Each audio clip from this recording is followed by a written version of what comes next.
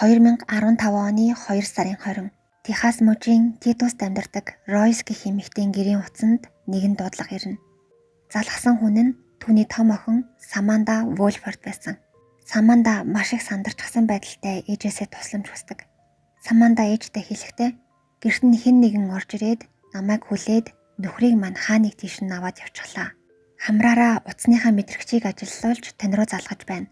Урд өмнө нь хизээч ингэтлээ хайж байсангүй гэж хэлсэн байна. Самандагийн яриаг сонссон ээж нь Самандагийн гэрээс холгүйхэн амьдардаг дүүрүүнд буюу баг охин руугаа залхан болсон явдлыг яриад эгчийнхээ гэрлөө хурдхан оч гэж хэлдэг. Самандагийн дүү Жинжер ээжтэйгээ ярьж дуусмагцаа цагдаад дуудлага өгөөд өөрөө машинаа унаад хурдхан эгчийнхээ гэрлөө очсон ба түүнийг очиход гэрийнх нь гадаа хаалах эвдэрсэн байсан. Дотогш ороод гэрийнх нь 2 давхар руу гартал түүний эгч Саманда 2 гар 2 хөлөө хөлүүлсэн байдалтай сууж байсан байна. Жинжер Самандагийн хүлээсийг тайлаад тэд хамтдаа цагдаа эрхийг хүлээсэн. Удалгүй мөрдөгчд ирж Самандагийн гэрт үзлэх шалгалт хийдэг. Мөрдөгчд түүний гэрийн шалан дээр туссан цусны туслууд болон усны ширхгүүдээс дээж авсан бөгөөд хүмүүс хоорондоо зодтолсон гэмээр гэр орон нь эмх замбраагүй болсон байдаг. Мөрдөгчд Самандагийн нөхрийг утсаар нь дамжуулж байршлыг нь илрүүлсэн боловч төд удалгүй утас нь холбогдохой болж тохиогүй болчихсон байна.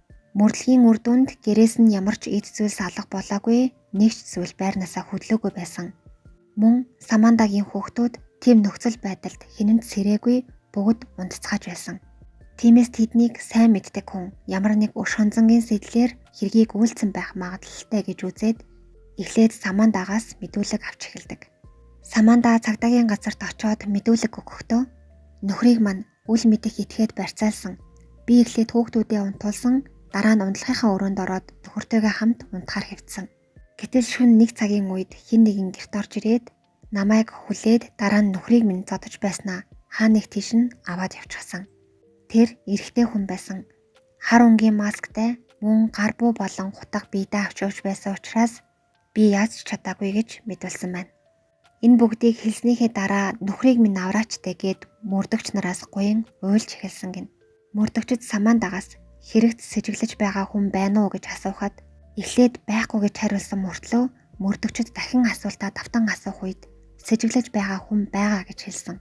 Саманда хэрэг болохын өмнөх өдөр би найзтайгаа уулзахаар эмнэлэг рүү явсан. Тэгээд эмнэлэгт очиод найзтайгаа уулзаж байх үеэрээ ойрт нөхөртөөгөө таарамж муутай байгаа байнга муудалцдаг болсон талаараа ярихад бидний хажууд сууж байсан манай найзын нөхөр гинэт уурлаад нөхрийг чинь хашраагаад өгөхгүй гэж байсан. Тэр хүн миний ярианаас болоод ийм хэрэг хийсэн байж магадгүй гэж мэдүүлдэг. Харин мөрдөгчдөд Самандагийн мэдүүлэг сэжигтэй санагдсан.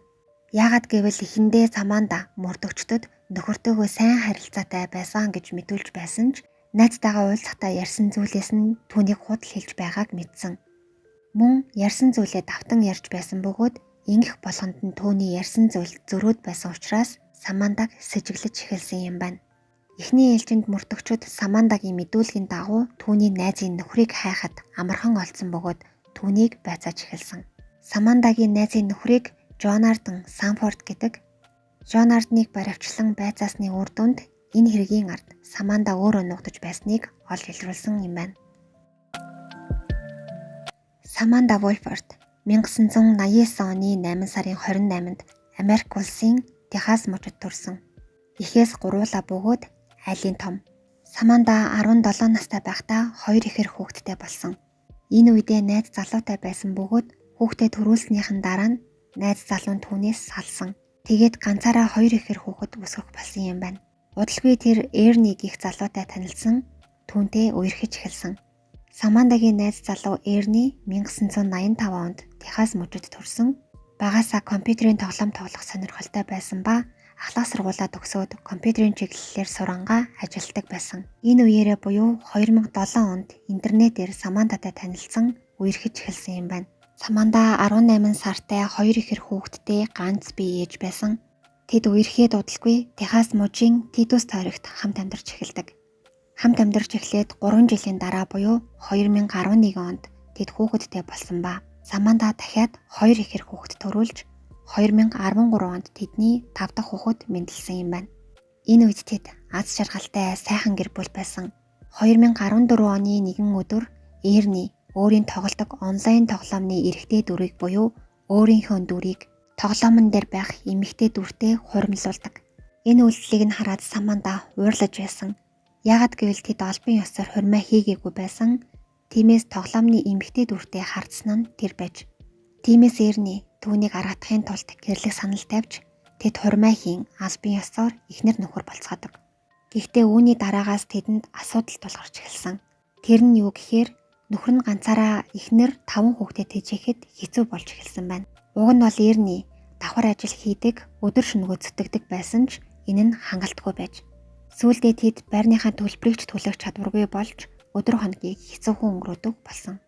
Саманда нөхөртөө туслан цагийн ажил хийх гэсэн боловч 5 хүүхэдтэй учраас хажуугаар нь ажиллах боломжгүй байв.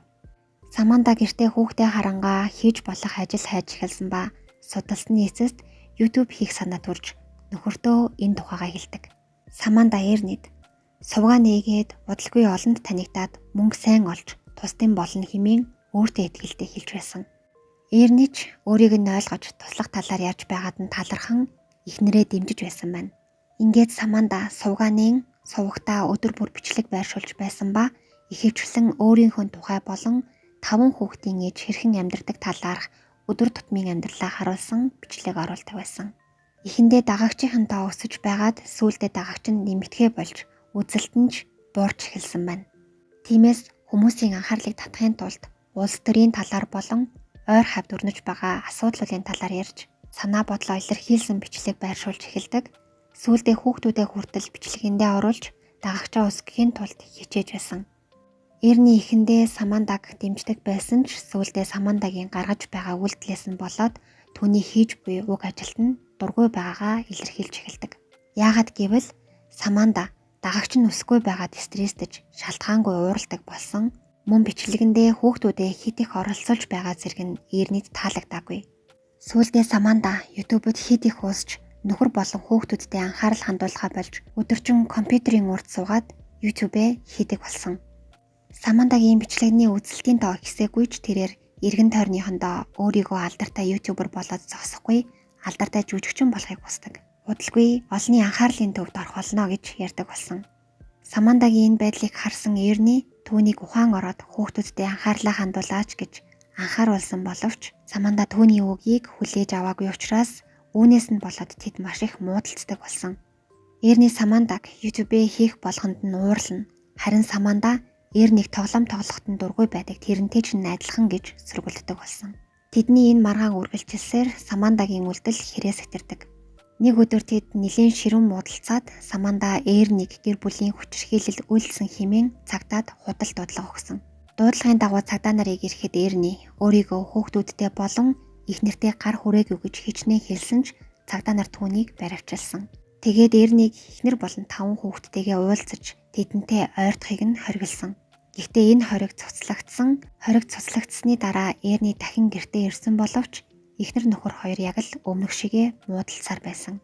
Саманда эргэн тойрныхондоо нөхөр маань намайг байнга зоддог гэж хэлдэг байсан бөгөөд цаашлаад өөрийн сувгаараач намайг болон 5 хүүхдийг минь нөхөр минь байнга зодож тарамталж байна гэж ярьдаг болсон байна.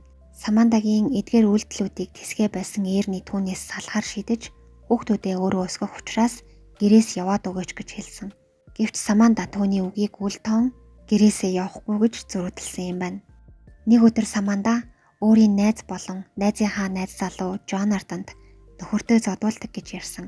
Шоронгоос гараад удаагүй Джонартан нөхрийг чинь сүрдүүлээд өгөхгүй гэж асуухад Саманда зөвшөөрч Джонартан хөргөн ах Хосе Понсе болон найз Октавиус нараас тусламж хүссэн.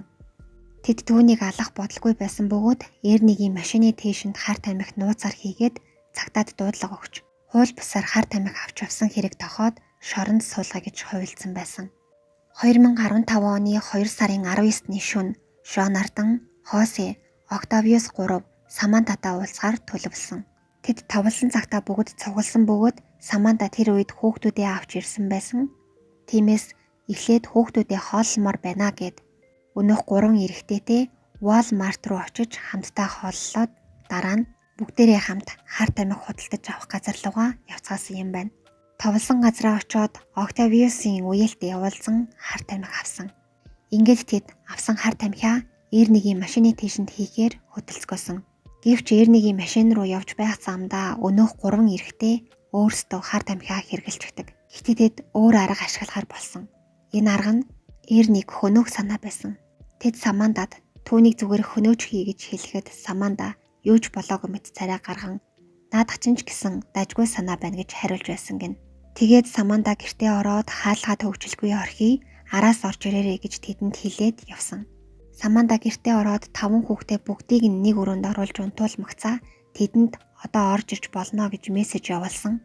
Удалгүй өнөөх 3 эрэгтэй Саманда Эрний хоёрын гэрт ороод Самандаг хүлж Эрнийг зодож тамир тэмхээгүй болгосныхоо дараа хүчээр гэрээс нь авч явсан байна. Эрний барьцаалагдсныхаа дараа хүүхдүүдэд минь болон эхнэрт минь мууцал битгий хийгээч гэж тэднээс гуйсаар байсан гин. Яагаад гэвэл энэ бүгдийг эхнэр нь захиалан хэлгэж байгаа гэдгийг тэр мэдээгүй төсөөлөөжгүй байсан.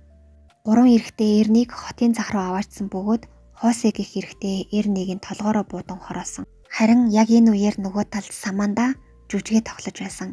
Самандагийн дүүгийн дуудлагаар цагдаа нар гэрт нь очих үед Саманда Октавиустай мессежээр харилцаж байсан. Цагдаа нар Эрнигийн утсаар түүний байршлыг тогтоосныг мэдэнгүүтээ Октавиус руу Эрний утастайгаа явсан юм шиг байна. Түүний утсыг хурдан унтраагаад наанасаа өөр тийш яв гэж мэдгдсэн. Ингээд Эрнигийн утсыг унтрааснаар цагдаа нар түүнийг олж чадаагүй. Тэгээд мөрдөгчөд Эрнийг эрен хайх ажиллагаа явуулж эхэлсэн. Саманда мэдүүлэг өгч байх үеэрээ найзынх нь нөхөр болох Жонардан гэх эрэгтэйг сэжиглэж байгаагаа хэлсэн бөгөөд түүний мэдүүлгийн дагуу Жонардныг маш хурдан баривчилж чадсан. Жонардан өөрийнхөө хийсэн хэргийг хүлээн зөвшөөрөөд мөн хоёр хамтрагч байгаа гэж мэдүүлсэн. Тэгээд мөрдөгчөд түүний заасан Хосе, Октавиагийн хоёр эрэгтэйг мөн баривчилсан. Тэдний мэдүүлгийн дагуу мөрцөөр төд удалгүй Эрнигийн цогцсогч болсон. Мөн эдгээр 3 хэрэгтэн гурвуулаа Самандагийн даалгасны дагуу энэ хэргийг үйлдсэн гэж мэдүүлдэг.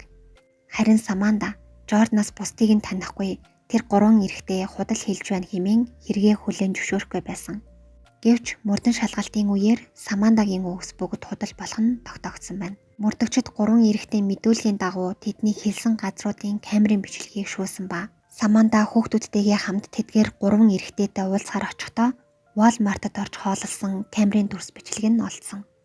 Мөн хэрэг үйлдэгдэж байх үеэр Октавиустай бичиж байсан мессеж нь ч олддог. Ингээд Самандаг баривчилсан бөгөөд тэр бүх хэрэгээ хүлээн зөвшөөрч мөрдөн байцаалтын үйл явц хурдан болж хэрэг маш түргэн шийдвэрлэгдсэн. Шүүхийн шийдвэрээр Жонардан Хосе хоёрт 50 жилийн хорих ял, Саманда болон Октавиус нарт тус 99 болон 75 жилийн хорих ял оноосон. Хүмүүс тусэргийн талаар Самандаг алдар нэрийн төлөө ийм аимшигтай хэрэг үйлдсэн байх гэж дүгнэж байсан. Харин мөрдөн байцаах тасгийнхан Саманда Эрнигийг салах болсондоо уурлан гэмт хэрэг үйлдсэн байх магадлалтай. Салалт нь энэ хэрэг үйлдэгдэх хамгийн том шалтгаан болсон гэж дүгнсэн. Үүний дараа Самандагийн талаарх яриа дэлхийд дахинд хаас агууд харсан бөгөөд тэр даруйда түүний YouTube дээрх үзэгчдийн тоо гинэт нэмэгдсэн. Мөн маш олон YouTube-рууд түүний талаар ярьж бичлэг хийж байсан бөгөөд энэ тухай ярьсан бичлэгүүдийн үзэлт нь 1 сая давж байсан. Ингээд эцэст нь Саманда бүх хүний анхаарлын төвд орж түүний YouTube сувагч олон мянган үзэгчтэй болсон хэдий ч тэр юу ч хүртэж чадалгүй насан туршдаа үлдсэн бүх амьдралаа шоронд өнгөрүүлэх болсон юм.